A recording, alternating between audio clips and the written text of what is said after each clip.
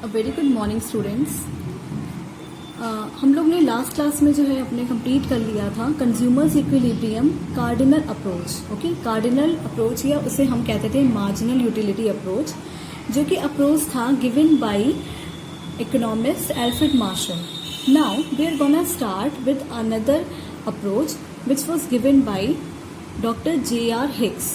Okay, economist J R. Hicks, उन्होंने एक approach दिया था जिसे हम कहते हैं ऑर्डिनल अप्रोच, और इसको एक और नाम से जाना जाता है, हम लोग पढ़ चुके हैं ऑलरेडी, कि इंडिफरेंस कर्व अप्रोच से भी बोलते हैं हम लोग ऑर्डिनल अप्रोच को। तो इस ऑर्डिनल अप्रोच में कंज्यूमर्स इक्विलिब्रियम जो है वो पढ़ने के लिए उससे पहले हमें कुछ अलग अलग टर्म्स हैं इससे रिलेटेड, जो कि हमें पहले समझना पड़ेगा कि क्या क्या चीजें हैं इसके अंदर। तो स्टार्ट करते हैं। सबसे पहले जो टर्म आता है वो होता है बंडल। ठीक है, बंडल है, और बंडल होता क्या है? Bundle is a combination of two goods. Combination of two goods is known as bundle. मतलब कि कोई भी दो गुड्स का जब हम कॉम्बिनेशन लेंगे तो वो क्या हो जाएगा? वो बनेगा बंडल। अब कॉम्बिनेशन ऑफ टू गुड्स का एक्चुअली मतलब होता क्या है?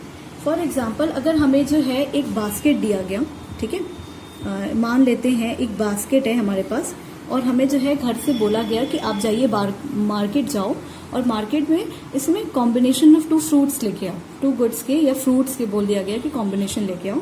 तो हमने अपने बास्केट में जो है 1 एप्पल रख लिया और 1 जो है वो ऑरेंज रख लिया। तो हमारे बास्केट में है जो ये जो गुड दोनों आ गए, यानी कि बंडल कॉम्बिनेशन, टू गुड्स का कॉम्बिनेशन, एक एप्पल और एक ऑरेंज आ गया, तो ये हमारा क्या बन गया? ये एक हमारा बंडल बन गया। ओके, नाउ सेकेंड हमारा है टर्म जिसे बोलते हैं बजट सेट। अब ये बजट सेट होता क्या है? बंडल तो समझ गए कि कॉम्बिनेशन ऑफ टू गुड्स है। बजट सेट क्या होता है? बजट सेट क्या है? It refers to all those bundles that a consumer can buy with his money income at the given price of the good. बोल रहा है कि बजट सेट वो होता है कि ऑल दोज बंडल्स, वो सारे बंडल्स जो कंज्यूमर अपने गिवन इनकम से, जो भी उसकी मनी इनकम है उस टाइम पे, given price of the good, जो भी प्राइस होती है गुड की, और उसके जो उसके पास इनकम बची है, उनसे जितने भी वो बंडल्स परचेज कर सकता है। ठीक है, बंडल्स मतलब दो गुड्स के सेट्स को अपने गिवन इनकम से जो भी प्राइसेस होती हैं गुड्स की, उसको परचेज कर लेता है, उसे कहते हैं क्या? Budget set. तो ठीक है, बजट सेट समझने के लिए ना एक एग्जांपल देखते हैं कि बजट सेट एक्चुअली में होता क्या है। देखो, हमारे एग्जांपल में हम लोग लेते हैं कि बजट सेट में एक एप्पल है जिसकी प्राइस दी हुई है, इस एप्पल की प्राइस दी हुई है क्या? 2 रुपीज। ओके, फिर ऑरेंज जो है वो ऑरेंज मार्केट में कितने का बिक रहा है? हमें एग्जाम्पल के लिए मान लेते हैं कि ऑरेंज जो है वो मार्केट में 4 रुपीज का बिक रहा है। ओके, तो कोई एक पर्सन है, उस पर्सन को जो है उसकी गिवन इनकम, यानी उसके पास इनकम कुल मिला के टोटल इनकम जो है वो बोल दी गई है कि आपके पास ये 20 रुपीज है। ओके, इस पर्सन की गिवन इनकम 20 रुपीज है। इस 20 रुपीज में उसे क्या लेना है? ऑल दोज बंडल्स जो कंज्यूमर बाई कर सकता है अपने इनकम से, यानी कि इस 20 रुपीज में वो कितने बंडल्स परचेज कर सकता है। तो बंडल मतलब क्या? कॉम्बिनेशन ऑफ टू गुड्स, यानी एप्पल और ऑरेंज, इनकी कॉम्बिनेशन से लेगा। तो वो जो कंज्यूमर है इस 20 रुपीज में, और एप्पल की प्राइस 2 रुपए और ऑरेंज की प्राइस जो है वो 4 रुपीज है, इनमें क्या परचेज कर सकता है। तो अगर हम यहाँ पे सेट बनाएंगे, यानी कि कॉम्बिनेशन ऑफ टू गुड्स बनाएंगे, तो हम ये जो पर्सन है कंज्यूमर, ये 5 ऑरेंजेस ले सकता है ना।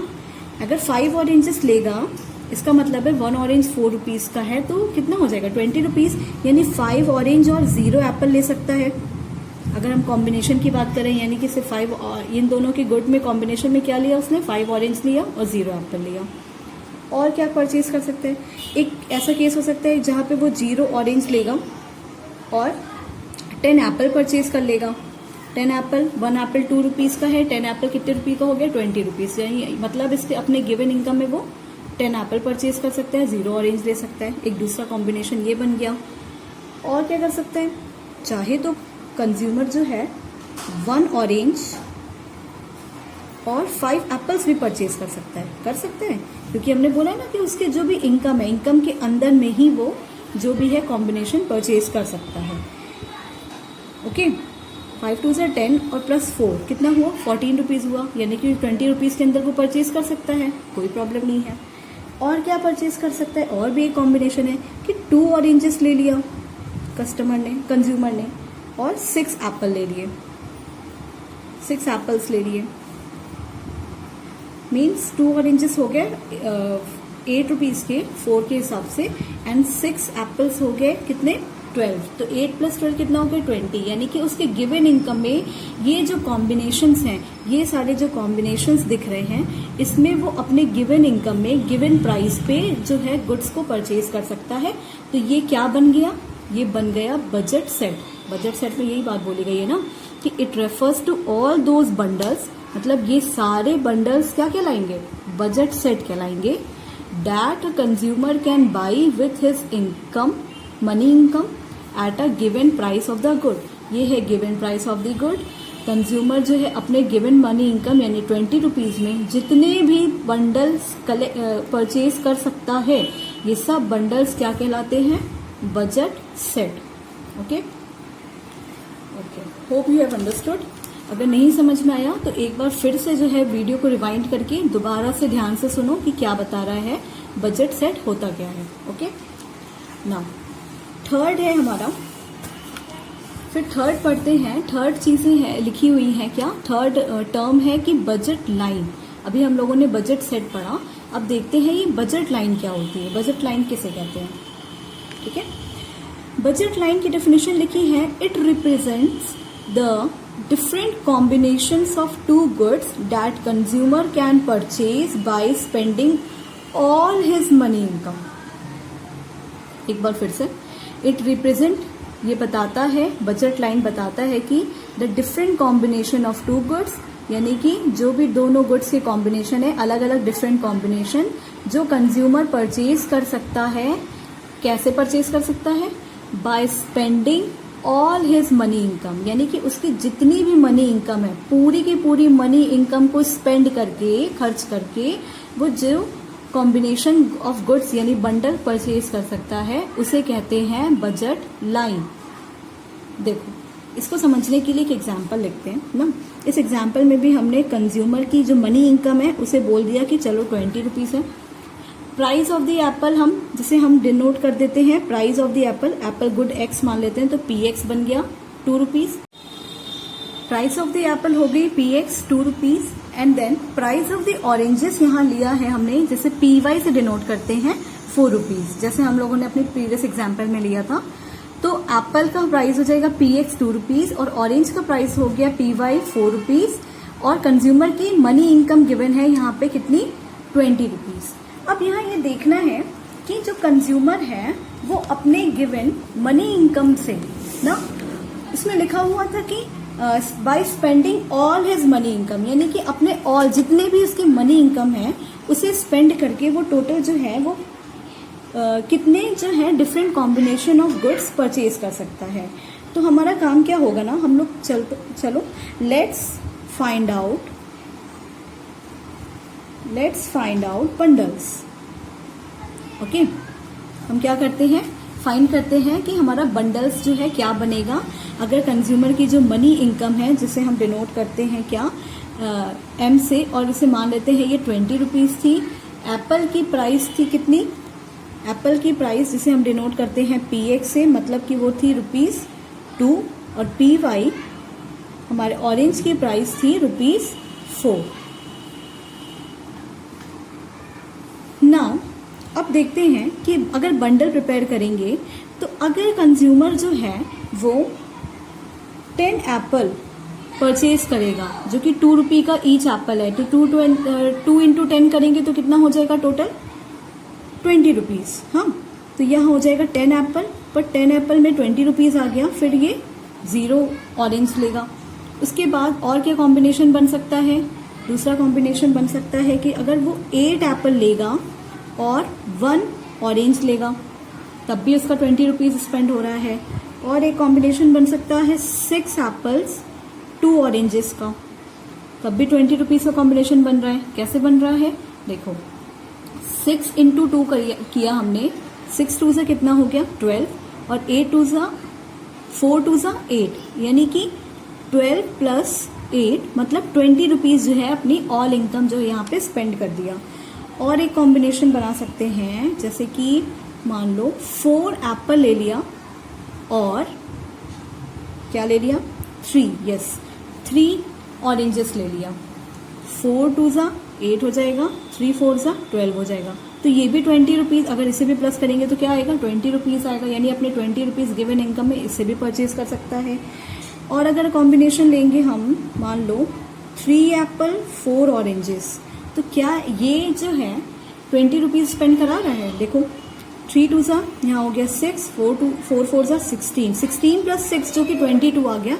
इसका मतलब है कि नहीं, ये कॉम्बिनेशन नहीं बन पाएगा, क्योंकि इसकी जो पैसा जो है यहाँ पे कितना है उसके पास इनकम 20 रुपीज। तो क्या अपने 20 रुपीज में 3 एप्पल्स और 4 ऑरेंजेस कस्टमर परचेज कर सकता है? नहीं कर सकता है, क्योंकि उसके पास उतना पैसा नहीं है, जो उसकी इनकम है वो तो लिमिटेड है यहाँ पे। तो ये बंडल जो है, ये कॉम्बिनेशन यहाँ पे नहीं बन पाएगा। इसके बाद और क्या बन सकता है, और बन सकता है 2 एप्पल्स एंड 4 ऑरेंजेस का कॉम्बिनेशन बन सकता है। और कोई बताएगा और क्या बन सकता है? एक बन सकता है 0 एप्पल ले लिया और टोटल जो है 5 जो है 5 4 से कितना हो जाएगा 20 ऑरेंजेस ले लिया, ये एक कॉम्बिनेशन बन सकता है। तो ये जो कॉम्बिनेशंस हैं जो अपने गिवन इनकम में, यानी कि पूरे की पूरा लास्ट इनकम भी एक्सपेंड करके जो कॉम्बिनेशन ऑफ गुड्स आएगा, वो कहलाता है बजट लाइन। देखो बजट लाइन में और बजट सेट में सिर्फ इतना डिफरेंस होता है कि बजट सेट है, जैसे कि फॉर एग्जांपल यहाँ पे अगर हम देखेंगे कि 2 ऑरेंज कितने का आ रहा है, अगर हम 2 ऑरेंज की बात करेंगे तो 2 ऑरेंज जो है वो यहाँ पे 8 का आ रहा है, और 6 एप्पल्स जो है वो कितने का हो रहा है 12। तो ये तो 20 रुपीज आ गया, यानी कि ये भी क्या बन गया बजट लाइन के अंदर इंक्लूड होगा। लेकिन अगर हमने ये वाला एग्जाम्पल लिया था, इस एग्जाम्पल में, इस पर्टिकुलर एग्जाम्पल में क्या हो रहा था कि 1 ऑरेंज आ रहा था जो कि कितने रुपीज का था 4 रुपीज का था, और 5 एप्पल्स आ रहा था जो कि कितने रुपीज का था 10 रुपीज का था। इसका मतलब है टोटल एक्सपेंडिचर तो यहाँ सिर्फ और सिर्फ 14 रुपीज का हो रहा था इस वाले सेट में ना। तो ये पर्टिकुलर जो है ये बजट सेट कहलाएगा, लेकिन ये वाला सेट बजट लाइन के अंदर फिट नहीं आता है। बजट लाइन में वो चीजें होती हैं इंक्लूडेड, बजट लाइन में उन चीजें ही होती हैं जो कि एग्जैक्टली इसका मतलब है ये सारे जो कॉम्बिनेशंस हैं, ये सारे जो कॉम्बिनेशंस हैं इनसे क्या हो रहा है, हम अपना एग्जैक्टली स्पेंड कर रहे हैं कितना रुपीस 20 रुपीज, यानी कि हमारे जो गिवन इनकम है एग्जैक्टली उसे स्पेंड किया जा रहा है इन कॉम्बिनेशंस में। तो ये क्या होती है, ये होती है बजट लाइन। इसे कहते हैं बजट लाइन, जहां पे हम by spending all is money income, अपने मनी इनकम का पूरा पैसा जो है इसमें स्पेंड करेंगे, तो एग्जैक्टली 20 रुपीज स्पेंड करेंगे, तो वो बन जाएगा क्या बजट लाइन। ओके क्लास, अब जो है एक बजट लाइन का एक टैबुलर प्रेजेंटेशन भी देखेंगे, वो हम कंटिन्यू करेंगे अपने नेक्स्ट क्लास में। ओके, और अभी तक ये तीनों टर्म्स जो आपको समझने में अगर कोई भी प्रॉब्लम है तो इसे रिवाइंड करिए, पीछे जाइए, दोबारा से रीवॉच करो वीडियो को, एकदम अच्छे से कॉन्सेप्ट क्लियर हो जाए। जरा भी कंफ्यूजन नहीं होनी चाहिए कि बजट सेट और बजट लाइन में डिफरेंसेस क्या होते हैं। ओके, फिर नेक्स्ट क्लास में कंटिन्यू करते हैं।